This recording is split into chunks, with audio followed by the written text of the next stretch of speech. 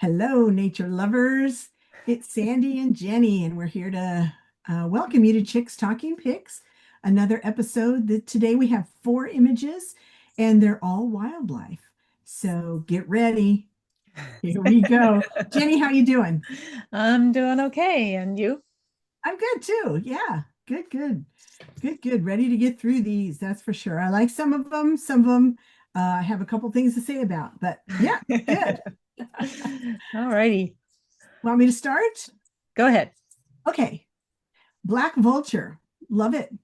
Love it. I heard this one was taken in the rain. So that is why the spots all over it, above its head, I mean, and a couple on the left and one on the right and stuff.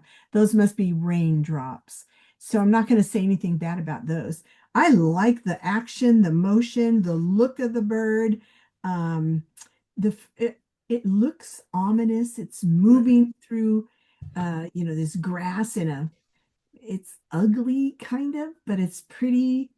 I think the maker really did a good job of getting capturing this bird low from on the ground.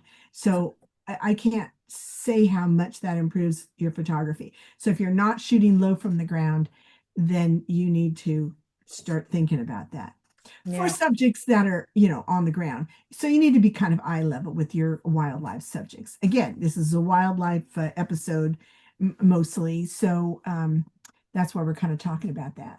The eye's got a nice catch light. You can see so much detail in that beak, and it's either wet or a really young bird. I think it's both.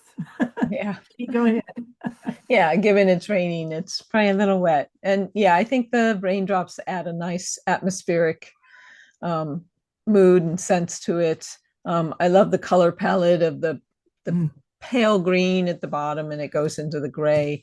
I think it complements the bird a lot.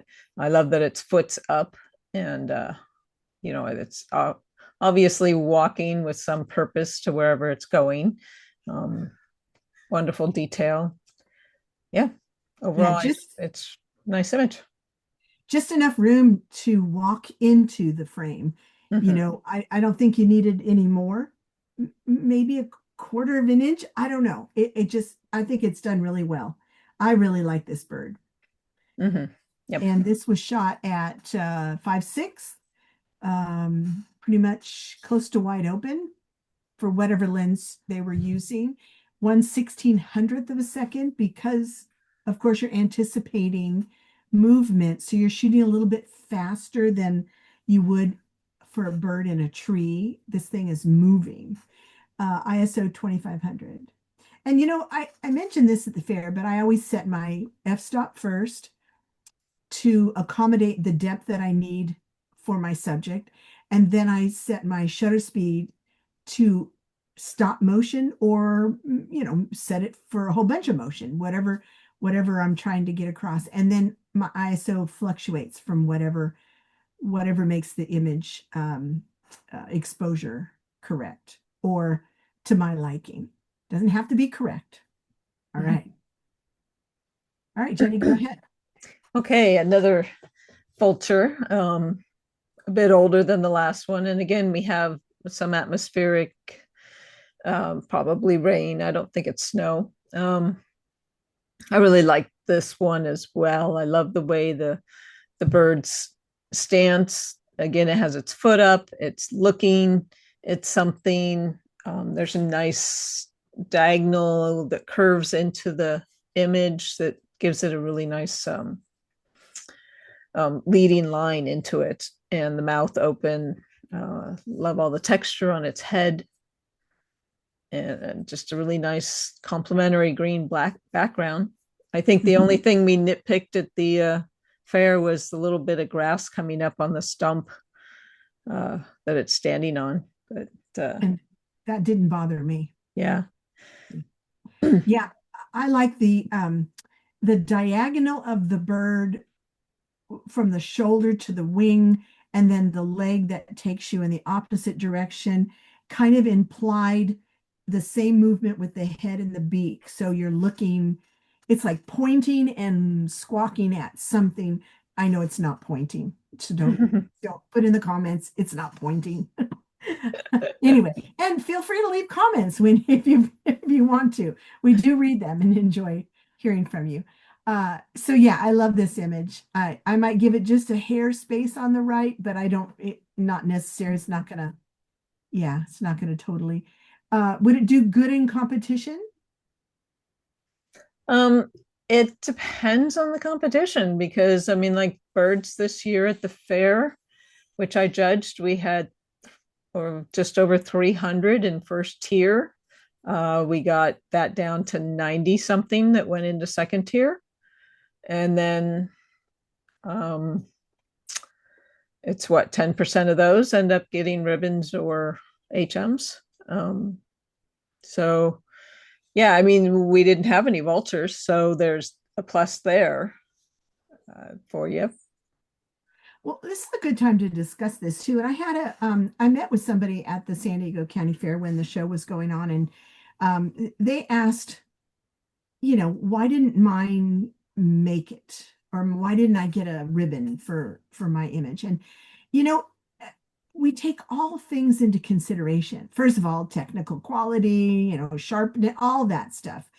The mood, the wow factor, everything that a judge does at every competition. But also in this competition, you have competing maybe species. Like one year we had tons of Berwing owls. Well, and they were all lovely, but you don't want to hang, 20 Berwing owls because you do like to show the variety of wildlife. So that's kind of a judge's discretion. So I think that Mm-hmm. we might throw that out there for people to hear. If you think burrowing owls are popular this year, don't put it in this year. Wait until Yeah. next year and put your burrowing owl in. Well, and I think that's one of the species that we always see a lot of. Yeah. Um, but also, besides just having a great bird portrait, if you have it telling a story, will give you a little more pluses. And the San Diego Fair is also a print competition. So you have to remember when these images get to second tier, we're looking and judging not only the print, we've already judged it on its technical merits, its composition. Now we're judging it on its presentation. And, sometimes, if the mat looks like it was cut with an X-Acto knife rather than an actual mat cutter, it's not going to make it. Or if it's falling apart or you chose the wrong color mat. I mean, you can only have black or white, but choose something that complements the image because that's something will make or break an image for a ribbon. Yeah, exactly. Yeah, these are all good things to discuss. So we'll go on to see what the maker did with this image at a f5.6, 1/1600th, ISO 4000, same as last image. So, just waiting for movement. So I think they had to be up at least a 1600th of a second there. Okay, frog. Mm-hmm. Cute little Um, frog. Pardon me? Cute little frog. Yeah, cute little frog. I love this little guy. He's very nicely done. I like the diagonal of him. His eyes are just popping off the page. Um, they do compete with his feet though. So those orange reddish eyes compete with that orange foot. Now think back of frog images that you've seen maybe from Costa Rica or wherever. I think this was Costa Rica. Um, do you remember seeing frog feet? Do you remember seeing the eyes compete with frog feet? Just kind of throwing that out there because a lot of people at the fair, when we were talking about this one, they wondered what that orange was. They didn't know it was feet. So I like it. I like the depth of field for the eyes. Sometimes I wish we could have gotten more depth of field in there. I said that when we were looking at this the first time around. And you have actually two species of wildlife in this frame. So let me just point out the other species right down here. I think we Yep. said that was Yeah. Lucky. Yeah. So, Which on the um, larger screen was much more obvious yeah, to all of us. Yeah. true. And I really And love the texture and the detail in the nictitating membrane that's coming up over the eye um, as it's blinking. And frogs are hard because they're wet, so they reflect light. They're so it's they did a nice job in not getting too much reflection of the light back at you. mhm, yeah, I agree. Yeah, nice. Now, we also discussed, would you take out all those spots, all the little Oh, highlights that you see right. over here, this right here, all these little highlights, all of them. Would you take those out, or is that part of the I would story? not take all of them. I might take those large ones that are at the left up near the stem. Yeah, Um, up here, these those up ones here. I think are a little more distracting than some of the others. Um, but I mean, you're not going to find a perfectly clean leaf out in nature. So, So if you do see a perfectly green leaf, you gotta wonder, did they take all that stuff out? right. Was it allowed in the competition? Was did it add to the story? Did it benefit the photographer in any way? So next time you see a tree frog like this, I don't know what is it, a green something tree frog? I'm not sure. You're asking the wrong person. I'm um, not up on my tropical frogs. yeah. And so I would just think about that. You've seen this one. Now when you've seen other ones, what do you think those makers do to get those other ones? So, okay, enough of that. Let me just move in with F8, 1/60th of a second.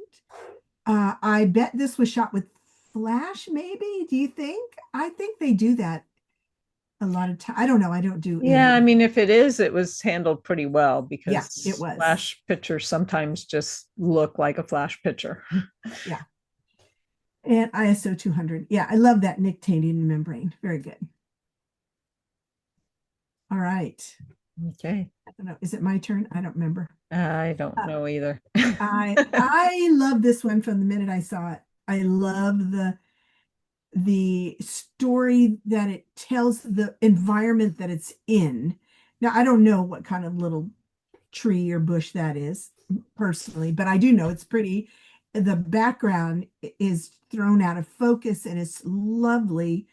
The bird's positioned up like on a rule of thirds and looking into the frame, and really nicely done. I like the crop.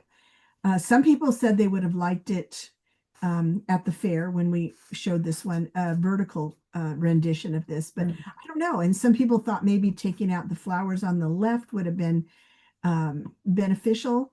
Uh, and the other thing was the merging of, get my annotate tool right here, this merging. We were hoping you would step over to the left just a little bit, and not the bird, but you step over to the left so you could have got the bird, um, or the maker step over to the left there. Anyway, go ahead, Jenny. What else did we? Yeah, I'm kind of mixed on that because it kind of gives it some dimensionality in that, you can see the depth because of, the flower's closer to you because of the lack of focus on it. So, yeah, I'm kind of going back and forth on it. I don't know that it bothered me so much the first time I looked at it, but the leaf right above his head kind of, I Yeah, find it's that distracting.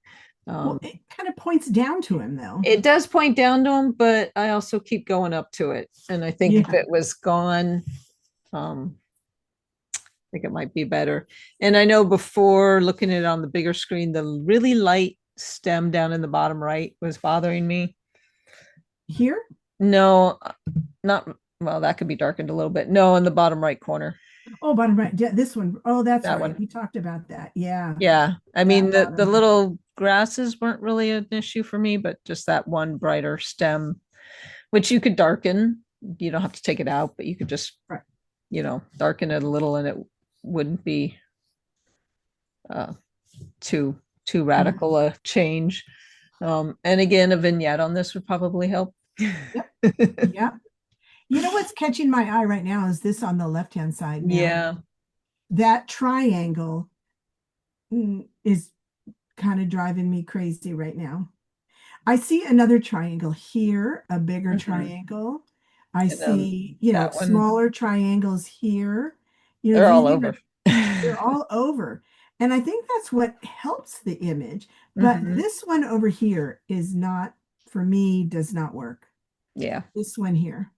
Yeah. And you could Oh. just, rather than crop, you could just get rid of the bottom stem of that triangle and just have the stem going off the edge. Yeah, yeah, very good. Okay, and this maker, let's see if we can, hello, we got to get rid of that. Here we go.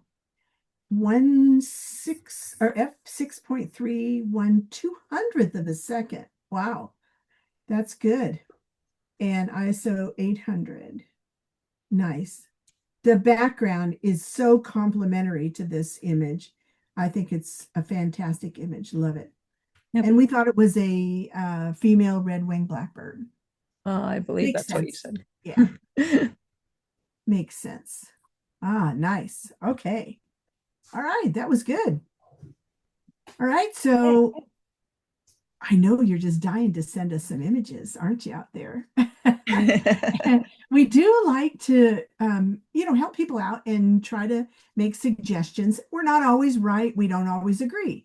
But if you want to hear our feedback, then send your pictures to chickstalkingpics at gmail.com and size them 1920 pixels on the longest side if you can. And make sure to send them in JPEG format, though. That would be a real helpful thing. Yep. And go ahead and subscribe. We like having new subscribers. And if you hit the little bell button, you'll get notified the next time a new episode comes out. Yeah, sounds good. Leave your comments too. We love to see your comments. So, Yep. Yep. uh, yeah, we'll see you next time. All Thanks for righty. joining us. Bye bye. Bye.